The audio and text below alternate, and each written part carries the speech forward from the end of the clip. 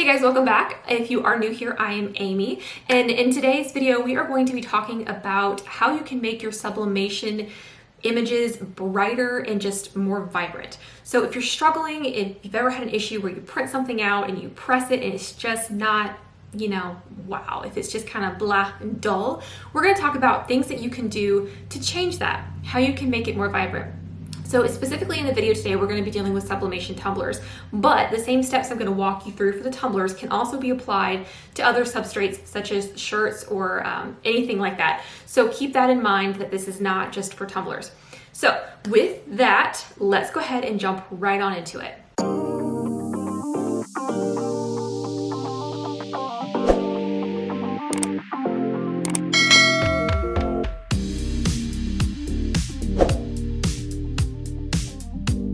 All right, guys, so I think we've all had, frustration sometimes with sublimation, and I think if you're on this video, you're having this problem, obviously, where you're trying to figure out how to make things brighter.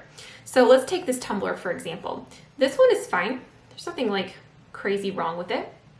Beautiful design, it's pretty blue and everything, but this is not the color that it's supposed to be. I mean, it is supposed to be blue, don't get me wrong, we're not talking that crazy, but it's supposed to be a real deep, rich blue.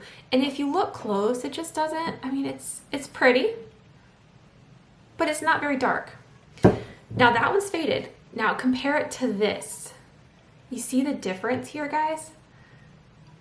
Between this one and this one? Just look at all the detail compared to it. This one is a much more vibrant print and this is not. This is the same exact design.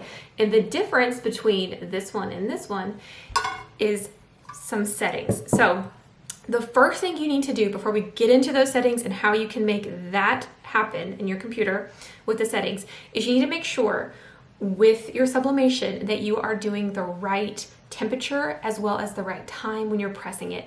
Those can also be a factor. So with sublimation, it's kind of a puzzle. You've got to make sure you've got other pieces right, and once those are right, you can tweak others. So with sublimation, be sure you have the right temperature and the right time.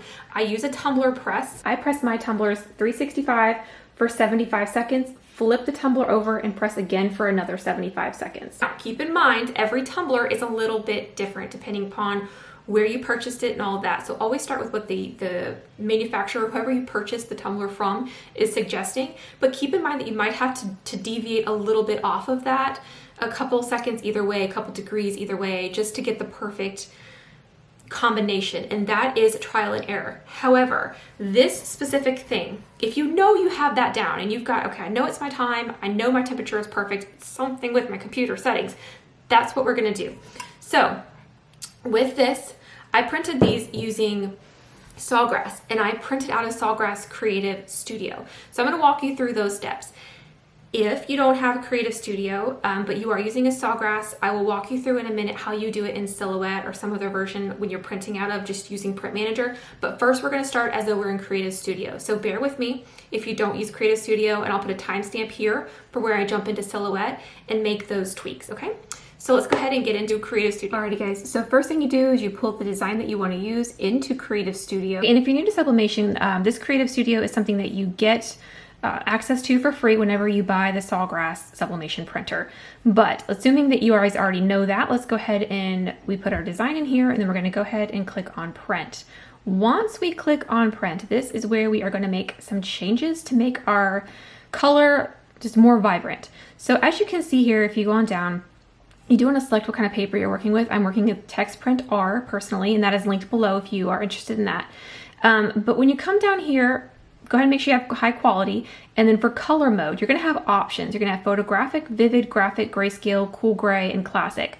For an image like this, we are going to select vivid. To show you guys that difference, this one that you saw is printed using vivid.